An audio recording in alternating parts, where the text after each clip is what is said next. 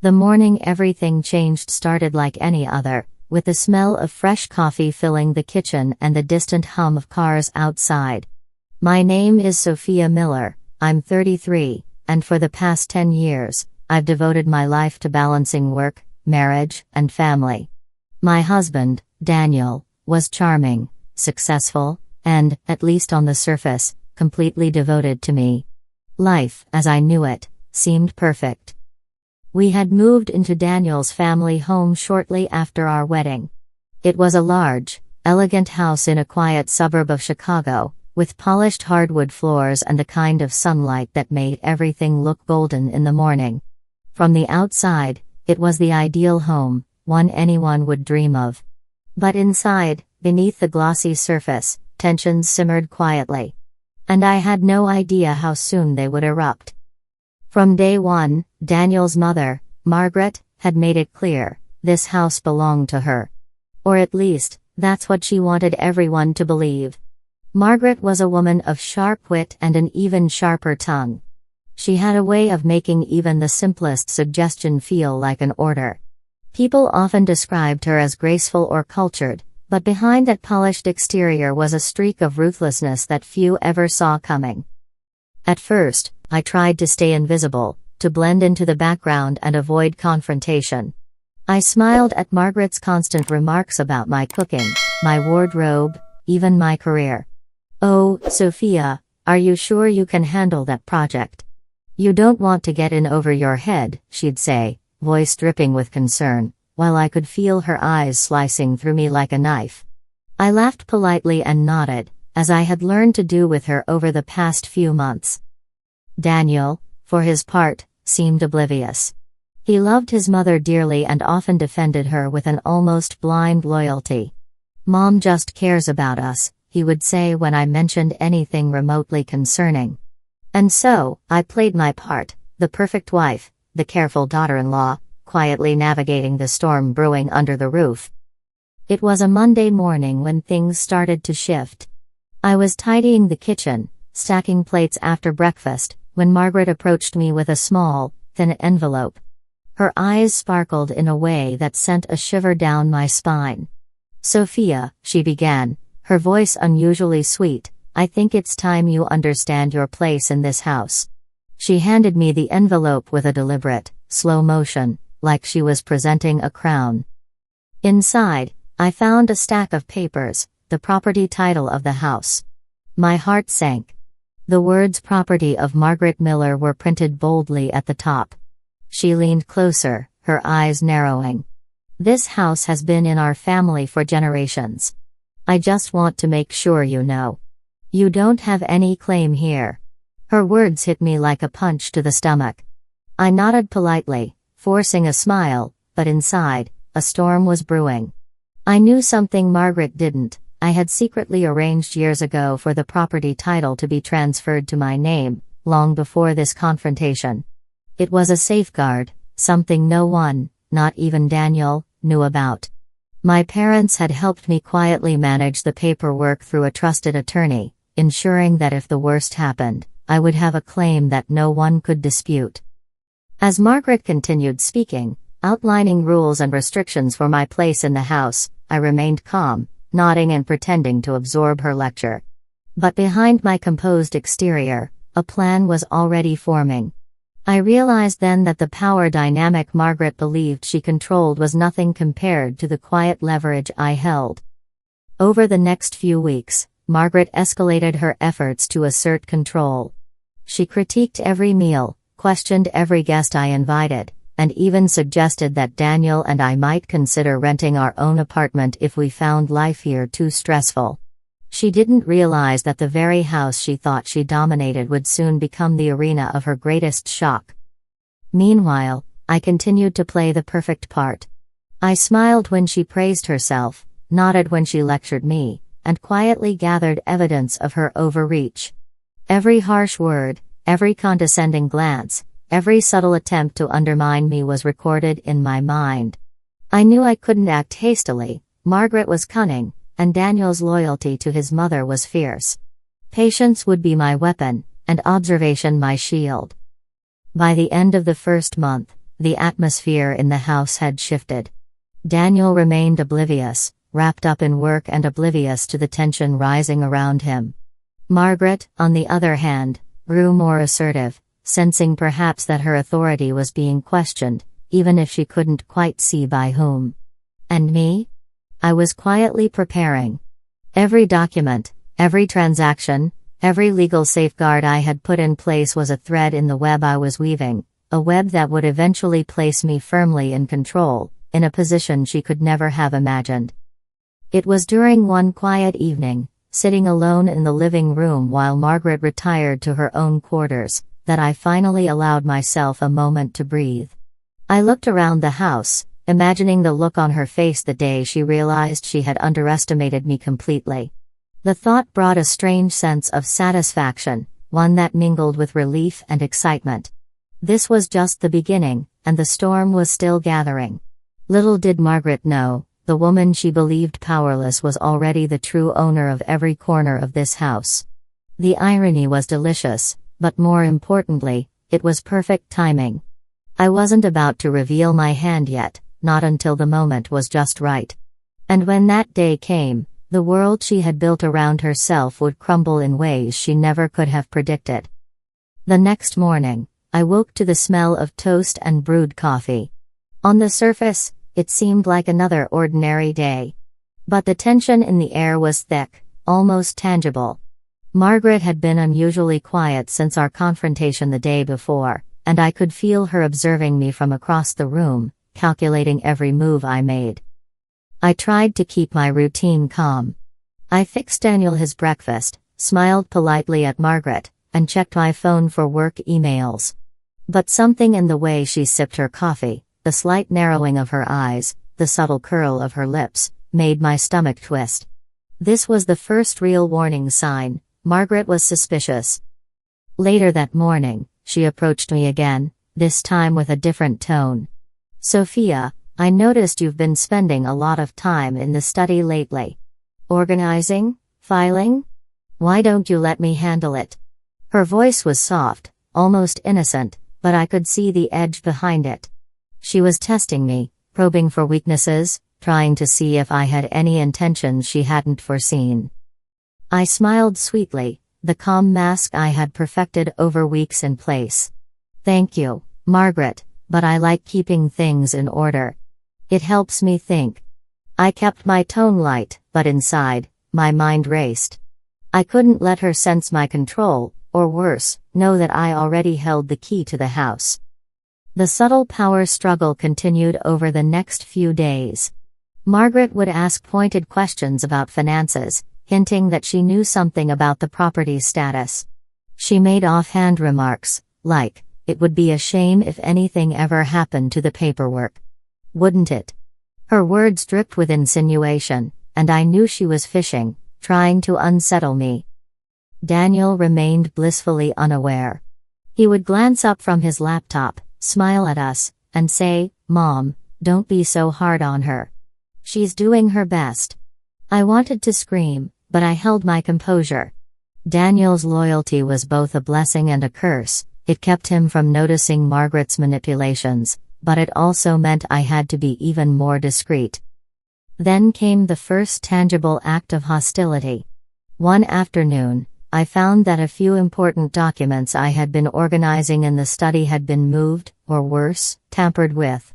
Pages were missing, some files shuffled, and certain forms had been highlighted in red ink, as if to draw my attention to their importance.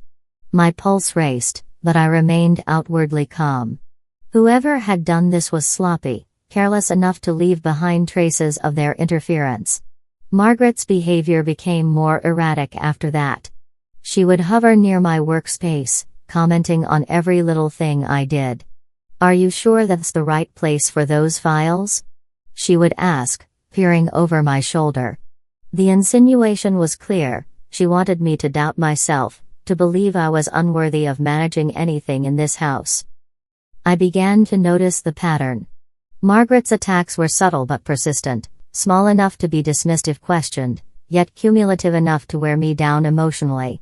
She criticized my cooking, questioned my wardrobe, and even suggested that I didn't truly understand the responsibilities of living in such a prestigious home. Despite all this, I held my ground. Each time she tried to undermine me, I collected mental notes, documenting each slight, each attempt to dominate. It was like playing a high-stakes chess game. Every move mattered, and I was already several steps ahead of her, even if she didn't realize it yet. The tension escalated one evening when Margaret discovered I had been making arrangements in secret, little administrative updates, phone calls with the attorney who had quietly facilitated the property transfer. Her face hardened the moment she realized something was different. I could feel her suspicion, sharp and biting, like frost creeping across a window pane. "Why are you making so many calls?" she demanded, voice tinged with something between curiosity and irritation. I smiled, serene and composed, like water reflecting sunlight. "Just staying on top of things, Margaret. You know how it is with responsibilities."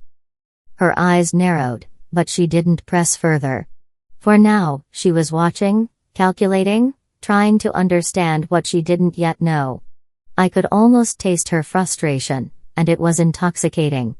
Margaret thought she had control, but in truth, I had been quietly collecting every piece of leverage I would need to turn the tables.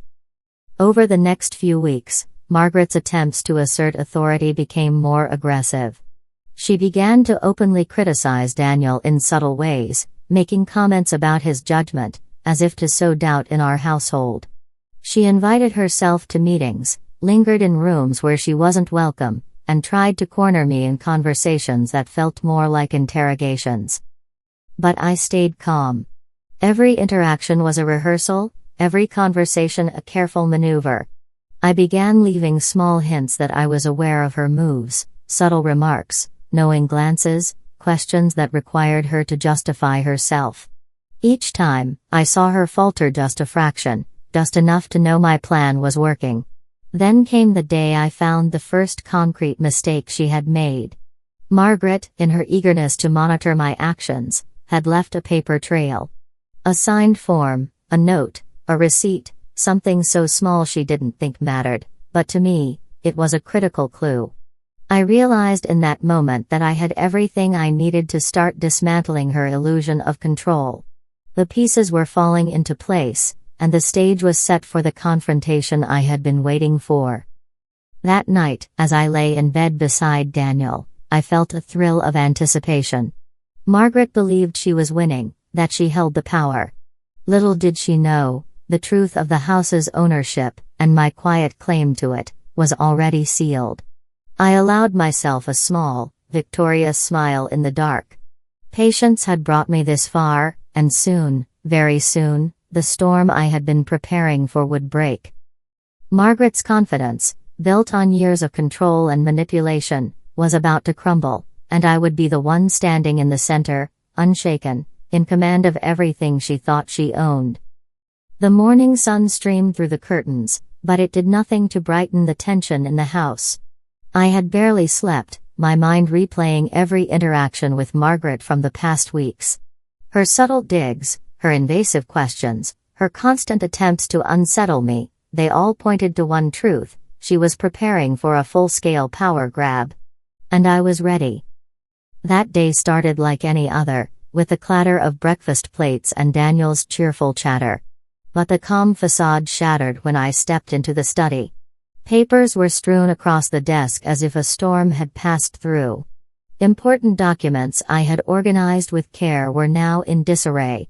The signatures I had carefully collected, the notes I had meticulously logged, everything was disrupted.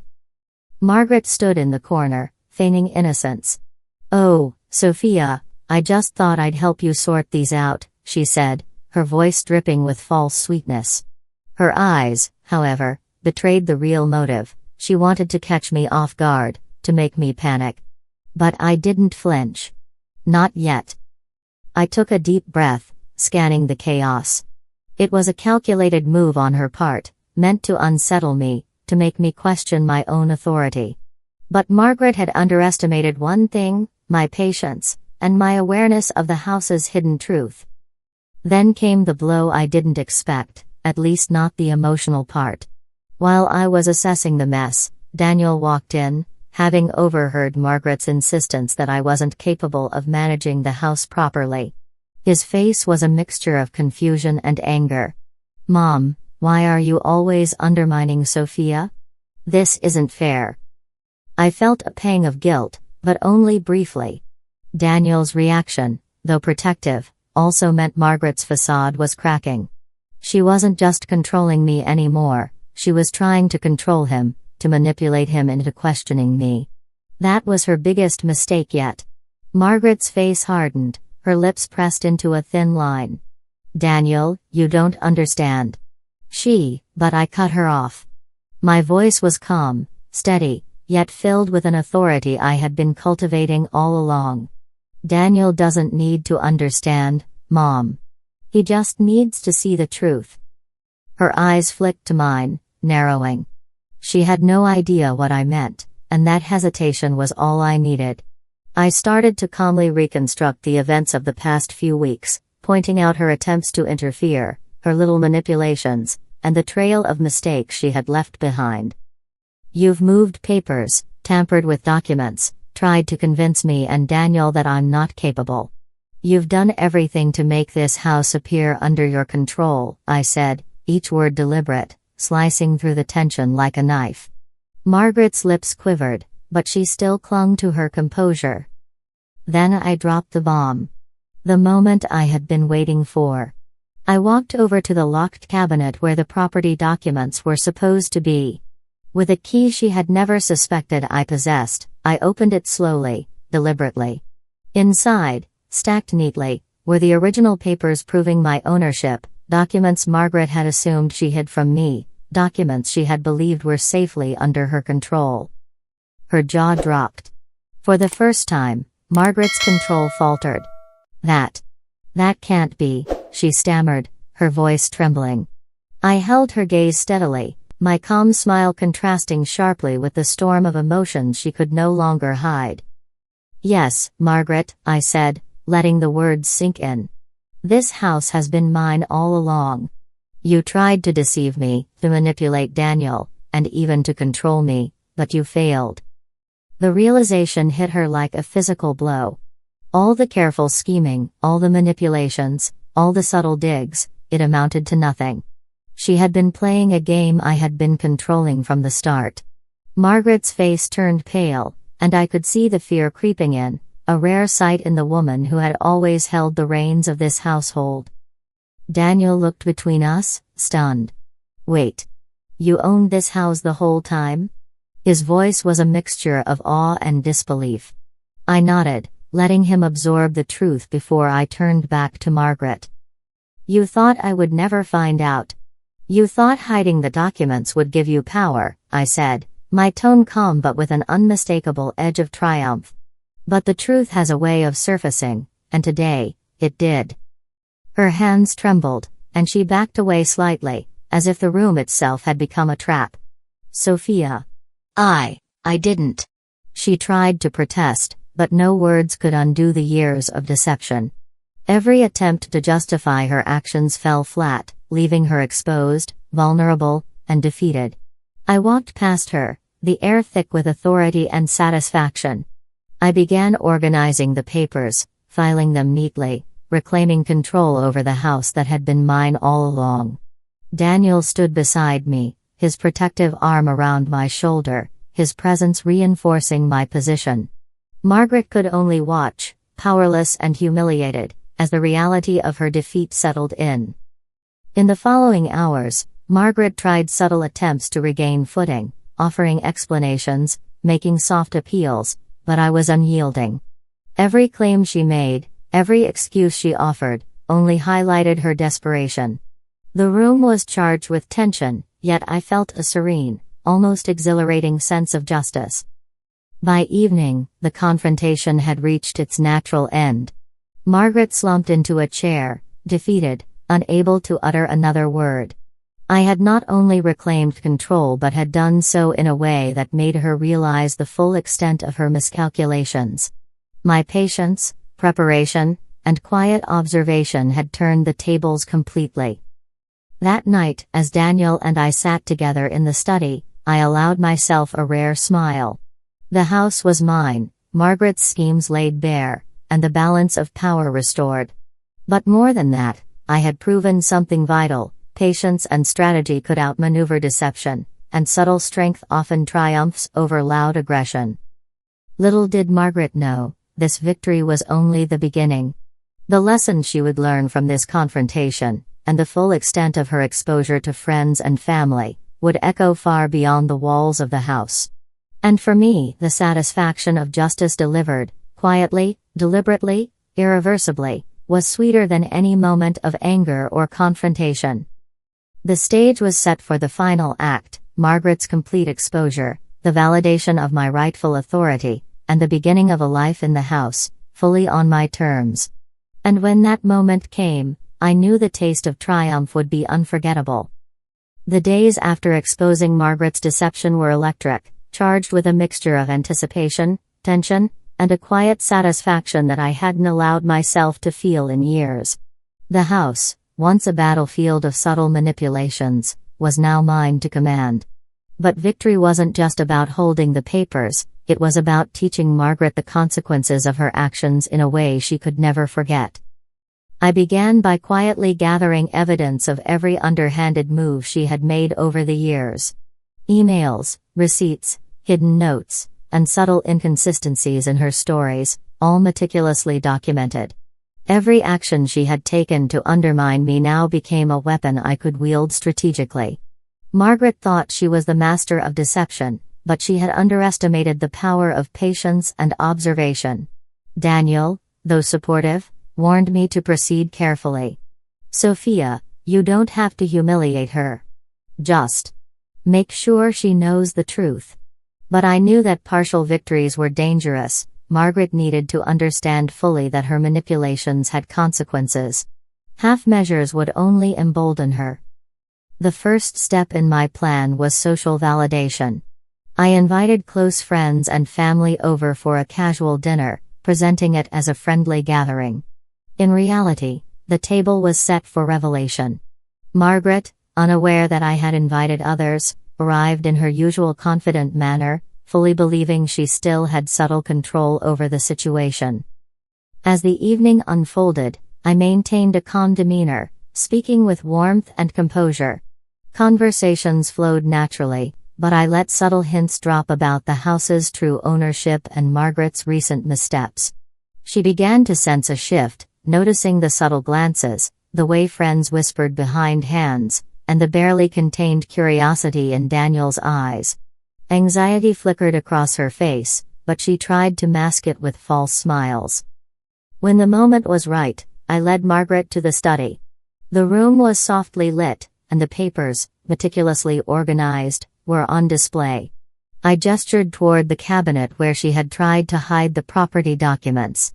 "Margaret, do you remember the house you thought you controlled?" I asked, my tone measured, yet carrying a subtle edge of authority. Her lips parted, searching for a response, but no words came. She had been cornered, the room and witnesses forming a silent jury. I opened the cabinet slowly, revealing the documents that confirmed my ownership. Gasps filled the room as friends and family absorbed the truth. Margaret's expression shifted from disbelief to panic, realizing that her secrets were now laid bare for everyone to see. "You tried to manipulate me, Daniel, and even the people we care about.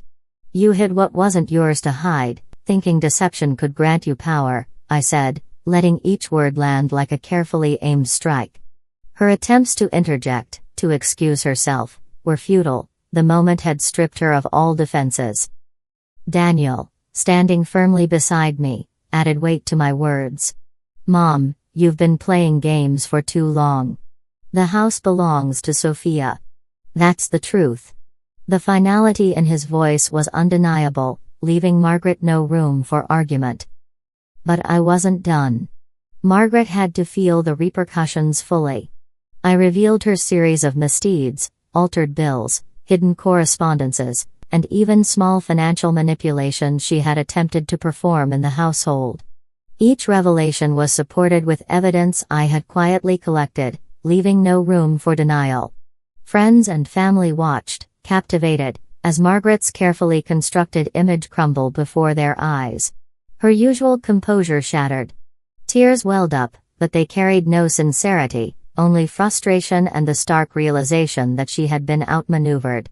I could see her mind racing, trying to figure out how to regain control, but every plan was already dismantled by the proof before her. The most satisfying part was watching Margaret squirm under the weight of social validation. It wasn't enough that I knew the truth, she needed everyone else to witness her defeat. I had always believed in subtlety, but justice demanded visibility. And now, she had no choice but to face the consequences of her actions openly. Once the confrontation reached its peak, I allowed myself a moment of triumph. The house was mine, the documents secure, and Margaret's schemes fully exposed. But I also knew that revenge, when carefully executed, could be sweet without being cruel. I had struck a balance. She was humbled, but not destroyed. The lesson was clear: deceit would never surpass foresight. In the days following the dinner, Margaret retreated. She attempted small, half-hearted maneuvers, but with the household aware of the truth, her power had evaporated. Even Daniel, initially hesitant about the confrontation, felt relieved. The tension that had once filled the rooms of our home dissipated, replaced with a calm sense of order. I took the time to reorganize the household. The study, the living areas, and even the kitchen became spaces that reflected my vision and authority. It was symbolic, yes, but also empowering. Every adjustment, every small change, was a reaffirmation of control and ownership. Beyond the physical reclamation, I focused on rebuilding emotional security. Conversations with Daniel were honest and open, ensuring that no lingering doubts remained. I reinforced the importance of transparency, communication, and respect, lessons Margaret had failed to instill through her manipulations. Even outside the home, whispers about Margaret's failed schemes began circulating. Friends and neighbors, once subtly swayed by her charm and influence, now recognized the truth. Her reputation, carefully maintained for decades, had taken a hit that would be difficult to repair. Meanwhile, my standing, once quietly assertive, was now visibly strong. People could see that I had not only survived deception but had turned it into an undeniable victory. Yet, the sweetest part of all was the personal satisfaction. Knowing that Margaret had misjudged me, thinking I was naive or powerless, and witnessing her own arrogance collapse, that was a triumph words could scarcely capture. It wasn't about cruelty, it was about justice, strategy, and reclaiming what was rightfully mine. By the end of that week, the house felt alive again, not as a battlefield, but as a home. Margaret had retreated into her private quarters, accepting her diminished role. Daniel and I could finally live with a sense of stability, freedom, and security. The house, once a symbol of tension and manipulation, had transformed into a sanctuary where truth reigned. And in that quiet, satisfying moment, I realized the true lesson: power, when wielded with patience, intelligence, and integrity, could outmatch even the most calculated deceit. Margaret had learned this the hard way, and I had learned it by standing firm, observing carefully, and striking decisively. The house was no longer just a place, it was a testament to resilience, strategy, and the subtle triumph of quiet authority over blatant manipulation. And for me, the experience had revealed an undeniable truth: when you know your worth, no one can steal your power, no matter how cunning they believe themselves to be. The weeks after Margaret's exposure felt surreal. The house, once a battleground of whispers and hidden agendas, finally belonged to me in every sense, not just legally, but emotionally. I could walk through the rooms without flinching, without a single shadow of tension looming over my steps. The air felt lighter, almost as if the walls themselves had sighed in relief. Margaret, predictably, tried to maintain some semblance of control. At first, she hovered near the kitchen, attempting passive-aggressive remarks and thinly veiled advice about household matters. But her influence had evaporated. Friends and family, now fully aware of the truth, subtly but unmistakably ignored her attempts. Even Daniel, who had always walked the delicate line between mother and wife, stood firmly by my side. Margaret's once commanding presence had been reduced to background noise, loud at times, but ultimately powerless. I took those weeks to rebuild not just the house, but also the emotional framework of our home. Daniel and I instituted new routines, open communication practices, and mutual responsibilities. Every interaction with him reinforced the lesson that a household thrives on transparency, respect, and honesty, qualities Margaret had long ignored. It felt liberating to nurture a space where manipulation had no room to take root. Outside the house, Margaret's reputation began to shift. Neighbors and acquaintances who had once quietly admired her subtle control now whispered about her miscalculations and overconfidence. The woman who had so expertly concealed her intentions was now painfully visible. Social invitations became scarce, and her once smooth interactions now carried a strain of awkwardness.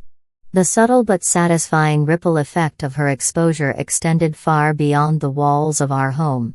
Despite the lingering tension in certain areas, I found moments of personal growth and joy.